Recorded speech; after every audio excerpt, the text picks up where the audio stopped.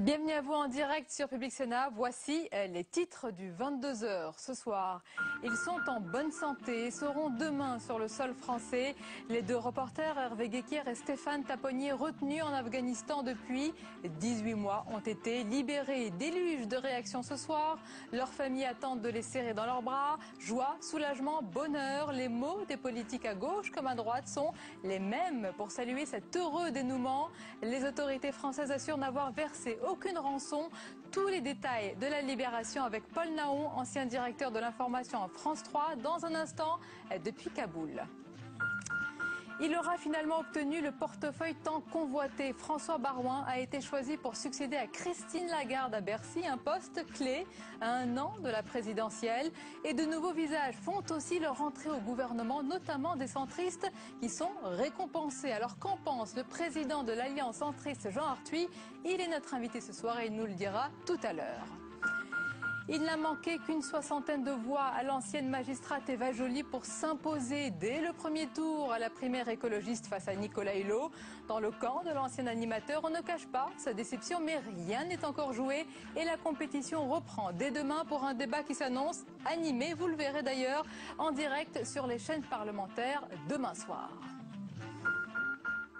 Bonsoir et merci d'être en notre compagnie. Les deux journalistes de France 3 capturés il y a tout juste un an et demi lors d'un reportage seront de retour demain matin. Ils sont en ce moment même à l'ambassade de France à Kaboul avant d'embarquer vers minuit dans l'avion qui se posera à 8 h à Villacoublay. On les dit en très bonne forme. Joie, bonheur et soulagement sont les mots qui reviennent en boucle ce soir. Aurélien Romano.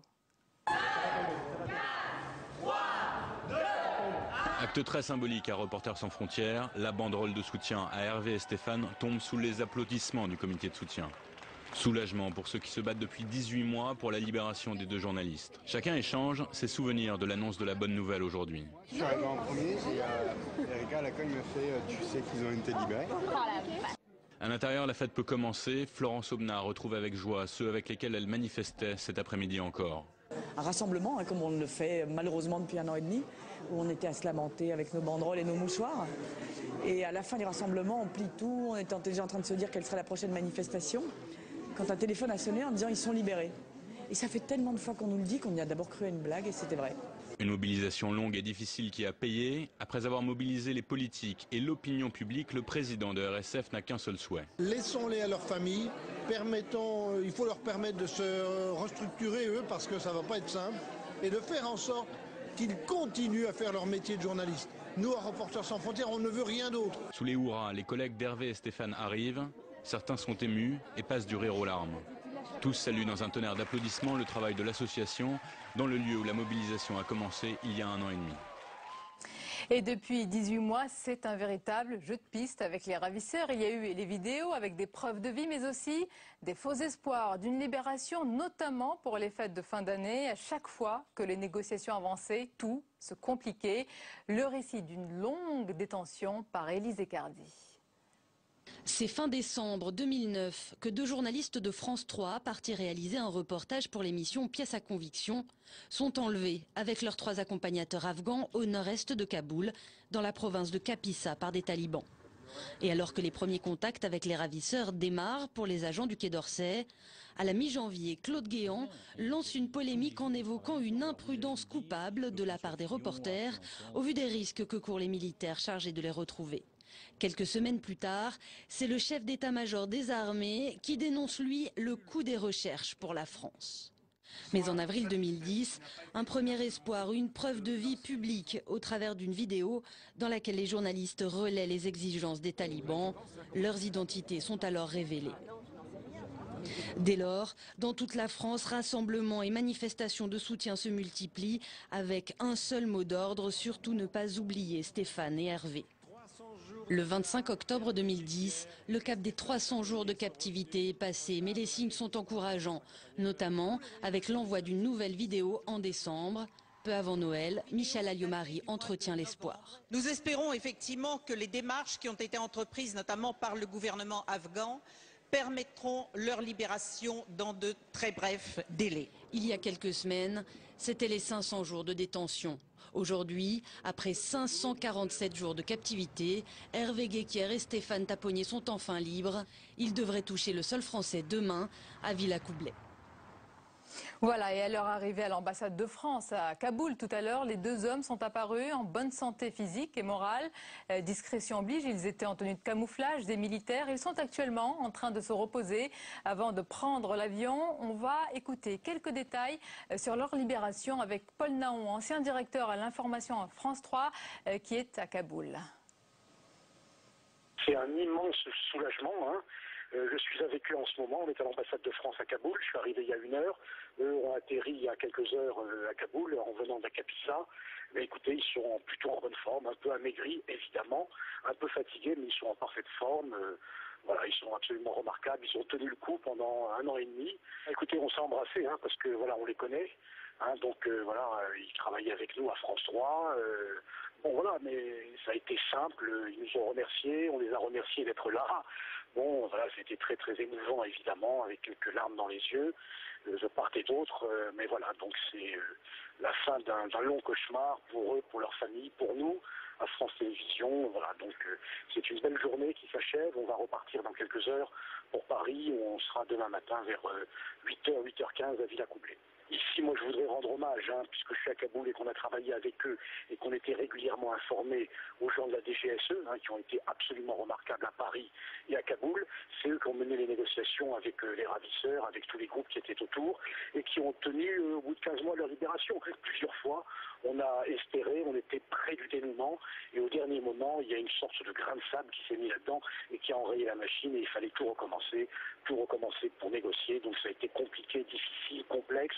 Parce que l'Afghanistan est un pays complexe. Mais bon, on y est enfin arrivé, mais pas moi, hein, évidemment, mais on était près des négociateurs de la DGSE de Kaboul qui ont fait encore une fois un travail tout à fait remarquable. Les modalités entre les uns et les autres, entre les ravisseurs et les gens qui négociaient ici, ont été déterminantes. Ça s'est fait normalement. Voilà. Ils ont été remis aux soldats français, à nos forces françaises qui sont en Kapisa. Ils ont pris un hélicoptère, ils sont arrivés à Kaboul. Voilà. Je n'en sais pas plus. Les modalités de l'échange, je ne les connais pas. Ça, c'est maintenant le gouvernement à qui il faut poser la question. Notre métier, c'est d'aller de tous les côtés, avec tous les risques que ça comporte. Encore une fois, je le redis avec force, on ne doit pas, et vous en êtes persuadés aussi, on doit être des deux côtés. On doit être des deux côtés. Voilà, on doit faire notre travail jusqu'au bout et de recueillir. Nous ne sommes pas des militants, nous sommes des journalistes et on doit donner aux téléspectateurs l'ensemble des informations que nous avons recueillies sur le terrain. Et notre rôle est d'aller sur le terrain, même si c'est compliqué, même si c'est difficile, même si c'est dangereux.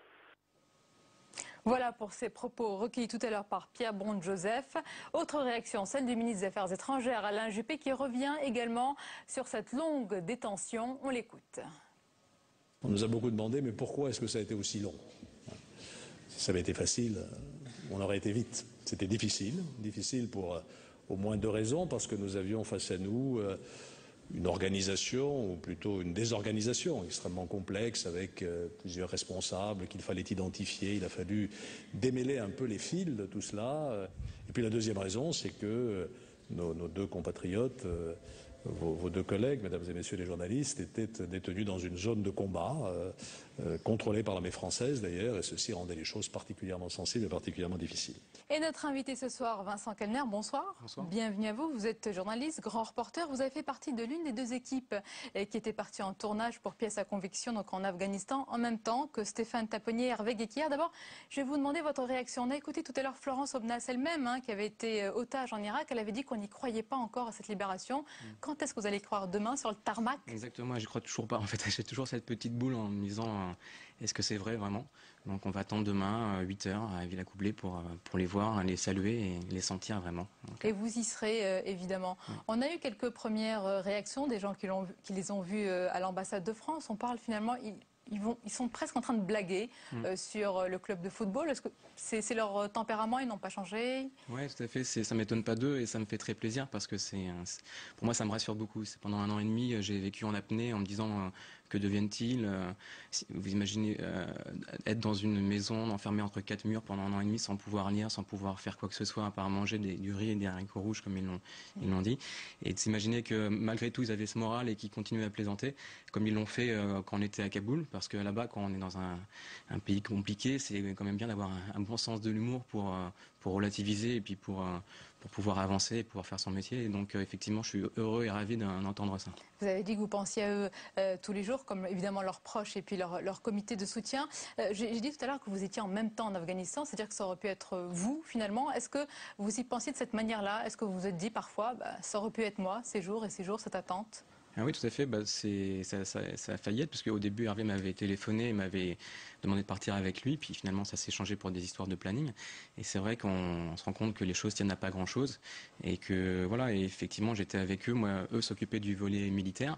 Et moi, j'étais chargé, en fait, du volet civil, c'est-à-dire d'aller rencontrer les Français ou les Franco-Afghans qui sont en Afghanistan et de voir un petit peu leur travail. Alors, vous connaissez très bien, vous connaissez bien le terrain, très bien le terrain. Est-ce que vous aviez des craintes sur une intervention militaire, j'entends? Est-ce que vous aviez des craintes sur, voilà, il se décide d'une opération des autorités françaises et puis le dénouement pourrait être malheureusement terrible? On y pensait forcément parce que c'était toujours une possibilité. On sait qu'il y a beaucoup de forces spéciales dans ces zones-là. Je ne suis pas spécialiste de la question. Vous avez gardé espoir. On garde espoir, on fait confiance, on a toujours eu confiance en l'armée. Et donc on espérait que ça... De toute façon, le choix, c'est eux qui décident de l'intervention ou pas. Maintenant, c'est vrai qu'on préfère toujours que ça se passe comme ça en négociant et sans intervention militaire. Voilà. Et les autorités françaises ont précisé qu'il n'y avait pas de rançon. Alors, on a entendu Paul Naon tout à l'heure. Il a dit que quand on est journaliste, eh bien, on fait son travail. On fait son travail, on ne se pose pas de questions. Même après une si longue attente, c'est une détention historique, malheureusement, par sa longueur. On ne se dit pas que maintenant, on va faire attention sur le terrain? Écoutez, la preuve, quelques mois après, je suis reparti directement en Somalie en me disant qu'aucune appréhension, sachant qu'en plus Stéphane et Hervé étaient retenus là-bas. Donc c'est vrai que nous, c'est notre métier d'aller dans ce genre de terrain, personne d'autre n'y va. On est là pour expliquer ce qui se passe, raconter des histoires, des gens qui vivent, parce qu'il y a des gens, pour comprendre un conflit, il faut aussi connaître les gens dans le pays, c'est ce qu'ils sont allés faire également. Et donc effectivement, non, c'est pour moi, quand je suis allé en Somalie, je pensais très fort à eux, ça me donnait du courage en me disant, voilà, ils sont là-bas, ils sont enfermés, moi je continue, je fais mon métier et j'essaie de faire mon métier en leur honneur, en pensant à eux, en disant donc, voilà. D'autres journalistes vont aussi penser à eux sur d'autres terrains compliqués. Mais il y a beaucoup de journalistes qui sont sur le terrain compliqué encore tous les jours, on n'en parle pas. Et voilà, moi je suis allé en Capissa comme eux, j'ai fait un aller-retour comme eux, et ça s'est bien passé. Eux, ils n'ont pas eu cette chance-là. Ça tient pas à grand-chose. Il n'y a pas de risque zéro. On peut dire que c'est la victoire ce soir de la liberté d'informer partout pour l'opinion publique, pour les gens. Écoutez, je suis ravi de voir qu'il y a une sorte de sentiment autour de moi des gens qui sont ravis de les voir sortir. Et effectivement, j'espère que ça servira, qu'il y aura un débat aussi par la suite pour qu'on en parle, parce qu'il y a des choses qui ont été dites qui méritent d'être vécues. Un peu sur quelques polémiques. Non, c'est pas des polémiques, mais il y a des choses où effectivement j'étais très attristé d'entendre ce genre de polémiques, sachant que Hervé et Stéphane n'étaient pas là et qu'on n'était pas sûr qu'ils puissent rentrer. Aujourd'hui, ils sont en vie, ils sont très bien, ils plaisantent, donc j'en suis ravi. Et ce soir, c'est la fête, c'est ce qu'on retient. Ce sera la fête, et donc effectivement, ça sera le moment de parler simplement, puisque effectivement, chaque question a une réponse. Merci Vincent Kellner, et demain vous serez au rendez-vous à 8h, aux environs de 8h sur le tarmac. Je serai le premier de Villacoublay, on n'en doute pas. Merci beaucoup. Merci. Alors il y a eu bien sûr de très nombreuses réactions politiques après cette libération. De manière générale, à gauche comme à droite, la classe politique exprime sa joie et son soulagement. On écoute la réaction du président du Sénat, Gérard Larcher. Je vais appeler ma mairie où il y avait leur photo sur la porte de ma mairie à Rambouillet et je vais écrire « heureux ». En même temps, ce bonheur, il nous démontre aussi la difficulté du métier d'être journaliste, j'allais dire dans les points les plus difficiles, les plus tendus du monde. Et en même temps, ce bonheur, il est teinté de quelque part d'une pensée particulière pour nos 63 soldats morts en Afghanistan, dont 2 dans les 8 derniers jours. Je crois qu'on ne doit pas oublier aussi cela. Réaction de Gérard Larcher et beaucoup d'autres réactions également. On écoute les réactions de la classe politique. ça fait partie de ces moments où l'Assemblée nationale, sur tous les bancs, est capable de se retrouver, et tous les Français, je pense qu'on peut tous se réjouir, tout en n'oubliant pas tous ceux qui aujourd'hui encore sont retenus dans des situations difficiles. Mais c'était un vrai moment de bonheur d'apprendre cette libération. Ils ont vécu trop de temps retenus en otage, donc c'est plutôt pour nous un moment oui, de soulagement et aussi de satisfaction de voir que nous avons enfin cette nouvelle. Nous savions que les choses avançaient, mais aujourd'hui nous avons confirmation et nous en sommes vraiment très heureux. Formidable, on a un débat sur l'Afghanistan en ce moment ici à la Commission des Affaires étrangères et on vient d'entendre la libération. C'est dommage qu'on n'ait pas fait ce débat plus tôt, on aurait eu une libération plus tôt. C'est un énorme soulagement, une satisfaction que de les voir libérés. Je veux féliciter tous ceux qui ont contribué à cette situation, à ce soulagement, que ce soit au niveau du gouvernement, que ce soit au niveau des administrations, que ce soit au niveau des services. Quand il s'agit de la vie d'otages, quand il s'agit de la vie de nos concitoyens qui sont détenus, loin, il y en a encore, il n'y a aucun clivage politique qui peut valoir. Du 22h avec l'autre actualité, il s'agit du remaniement. Il aura finalement obtenu le portefeuille tant convoité. François Baroin a été choisi pour succéder à Christine Lagarde à Bercy, un poste clé à 1 an de la présidentielle. Et de nouveaux visages font aussi leur entrée au gouvernement, notamment des centristes qui sont récompensés. Le détail avec Margot Aubrio. La bataille en sourdine aura duré toute la journée entre Bruno Le Maire et François Baroin, tous deux premiers au poste de ministre de l'économie, laissé vacant par Christine Lagarde. C'est donc François Baroin, ancien poulain de Jacques Chirac, converti au sarkozysme, qui emporte Bercy. Bruno Le Maire, lui, a refusé la 2e place au ministère du Budget et reste donc à l'agriculture. C'est Valérie Pécresse qui formera le duo de Bercy avec François Baroin et laisse donc l'enseignement supérieur à Laurent Wauquiez. Ce remaniement est aussi l'occasion de faire rentrer 2 centristes de poids, François Sauvadet, le président du groupe Nouveau Centre à l'Assemblée nationale, et Jean Leonetti, député radical proche de Jean-Louis Borloo. Autre entrée remarquée, celle de David Douillet qui poursuit son ascension. L'ancien champion de judo sera chargé des Français de l'étranger, un poste qui devrait trouver une actualité avec la création aux prochaines législatives de députés des Français vivant hors de France. Le remaniement et ses conséquences, on en parle avec nos invités. François Dorcival, bonsoir. Bonsoir. Bienvenue à vous de Valeurs Actuelles. Avec nous également l'invité politique, président de l'Alliance centriste Jean Arthuis, bonsoir. Bonsoir. Et président de la Commission des Finances du Sénat. François Dorcival, on commence par l'éclairage, le décodage. C'est un remaniement plus large que prévu, une compétition très serrée pour Bercy entre François Baroin et Bruno Le Maire. François Baroin a décroché ce poste au nez et à la barbe de Bruno Le Maire. Quelles conséquences ça va avoir sur le fameux groupe des mousquetaires, les Quadras ? Il y aurait en effet 2 ministres à remplacer, Christine Lagarde et Georges Tron. Et nous avons 9 mouvements. Donc effectivement, c'était un remaniement inattendu. Alors, il y a évidemment la bataille dont on parle énormément, c'est-à-dire cette crispation, ces coups de colère, etc., entre Bruno Le Maire et François Baroin. On sait que François Baroin devient ministre de l'économie, très bien. Est-ce que ces mouvements de colère étaient l'expression d'un caprice ou au contraire du travail? Ça, c'est la question à laquelle on ne pense pas. Deuxièmement, s'il y a une telle compétition aujourd'hui entre tous pour être ministre de ce gouvernement, être à telle ou telle responsabilité, c'est que probablement ils ne sont pas vraiment persuadés que dans 10 mois, ils auront perdu. L'autre remarque, il y en a plusieurs, mais au moins une. L'autre remarque, c'est qu'il n'y avait pas de secrétaire d'État à la famille. Cela exaspérait un certain nombre d'associations. De la même façon, il n'y avait pas de secrétaire d'État aux anciens combattants. Et là aussi, les associations d'anciens combattants n'étaient pas satisfaites. Désormais, il y en a pour la famille et les anciens combattants.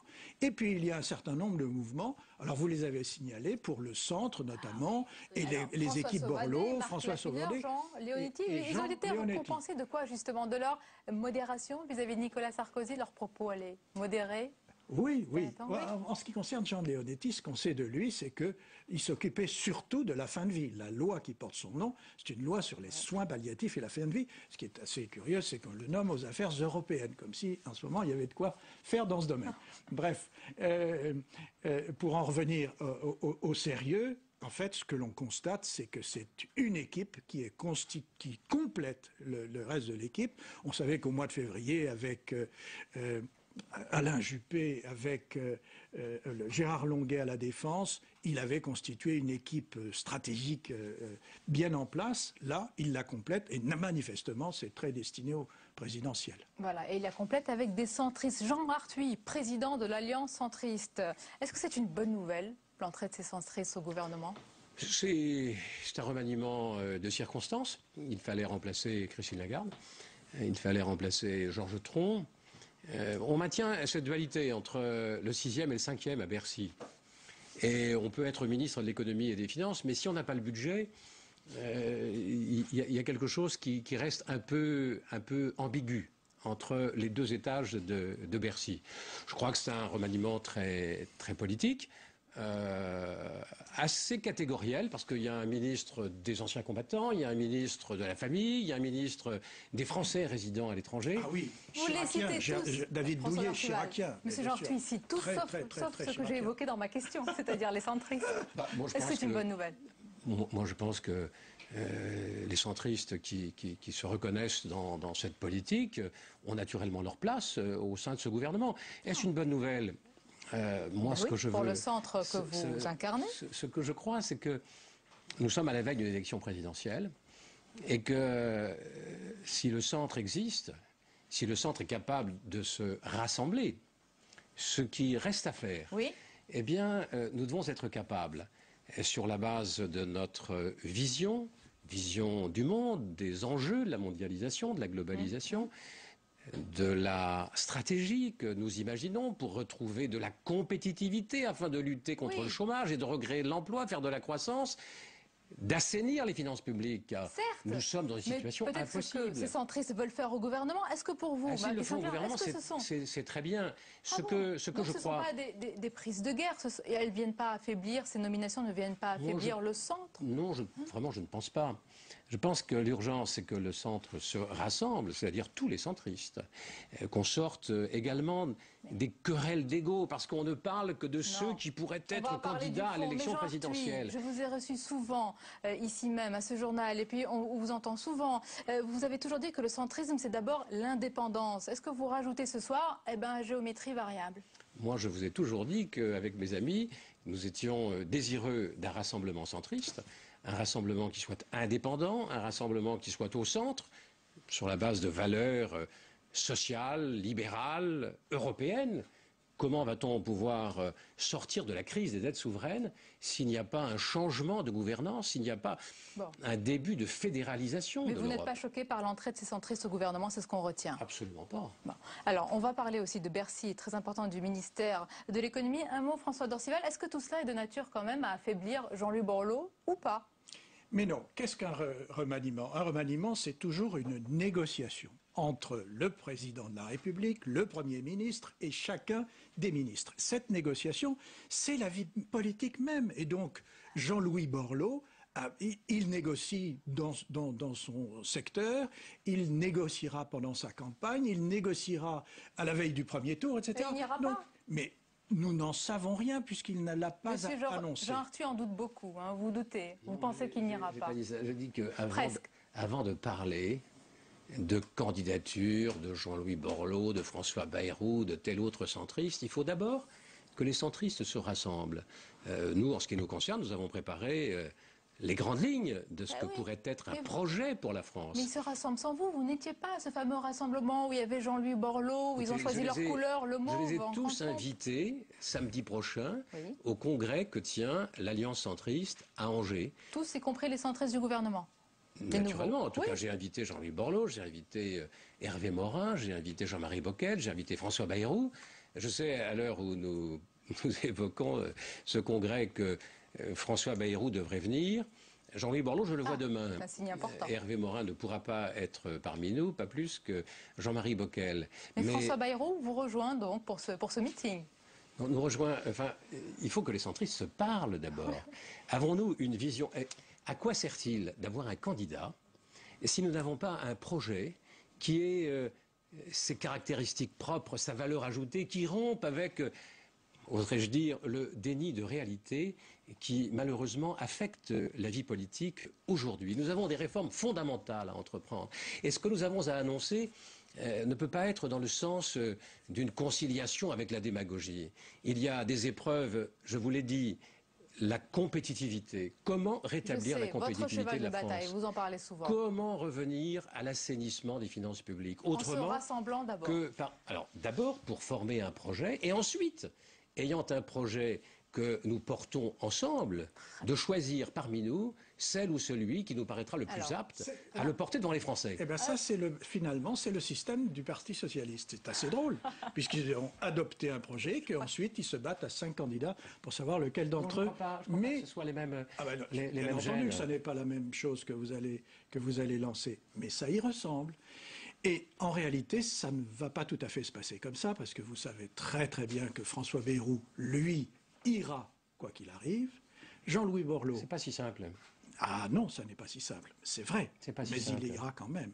Et c'est là où, effectivement, quand je dis que la politique, ça consiste à négocier, ce sera le cas. À ce sujet. Vous doutez de François Bayrou candidat en 2012 ? Non, mais d'abord, il ne peut pas y aller tout seul. Il s'est quand même beaucoup isolé depuis 2007. Oui, bien sûr. Il va y aller avec vous, peut-être. Parce que c'est la dernière fois pour lui qu'il ait la possibilité d'y aller. Pourrions-nous sortir un instant de ces démarches où seul l'ego compte? La présidentielle, c'est pas... Mais en politique... C'est pas un championnat d'ego. Enfin, la conséquence, c'est quoi? La conséquence, c'est ce désenchantement politique. C'est le fait qu'on annonce que la communication s'est substituée à l'action. Je voudrais que l'on sorte de cela. Ce sont des hommes, ça, des femmes qui portent les Des hommes pour le porter. Voilà pourquoi on vous pose des questions. Alors, un homme dont on parle, François Barouin, qui a bataillé pour obtenir un poste important, délicat, à moins d'1 an de la présidentielle. Paraît-il, il ne parle pas bien anglais, mais j'utilise cette phrase. Est-ce que c'est the right man at the right place pour vous, François Barouin? Je pense que François Barouin a démontré de vraies capacités politiques, techniques, dans le poste qu'il a exercé au budget. Il a bien accompli sa mission.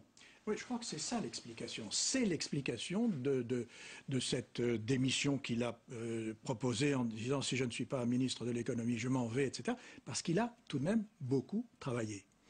Que le ministère du budget soit maintenant confié à Valérie Pécresse, ça n'est pas une diminution, c'est aussi une promotion pour Valérie Pécresse et d'une certaine façon la récompense du travail qu'elle a fait aux universités. Mais je maintiens, c'est difficile d'être ministre de l'économie et des finances si on n'a pas la main sur le projet de loi de finances. Et cette division entre le budget et l'économie est une division qui n'est pas un gage d'efficacité dans la gouvernance des finances publiques et de la politique économique. Et d'une certaine façon, Barouin l'obtient. Parce que, ayant la connaissance du budget qui est la sienne, portée maintenant à l'économie, il sera plus facile pour lui de travailler avec Valérie Pécresse. Ça suppose, enfin, forcément, les membres du gouvernement sont dans une fraternité. Vous n'avez pas été appelé pour ce poste? Non, contacté, non, pas cette fois-ci. J'y aurais mis comme condition que l'on supprime l'ISF, que l'on augmente la tranche marginale d'impôt sur le revenu, que l'on allège les charges sociales pour leur substituer l'impôt de consommation. Messieurs, restez avec nous. Merci en tous les cas d'avoir participé à ce débat. Merci Jean Arthuis d'avoir été notre invité politique et François Dorsifal pour ce décodage. On va faire un détour par la place Stalingrad à Paris où se tient ce soir un meeting du Front de gauche. Michael Samès y est. Bonsoir Michael. Je vous laisse nous parler de l'ambiance sur place.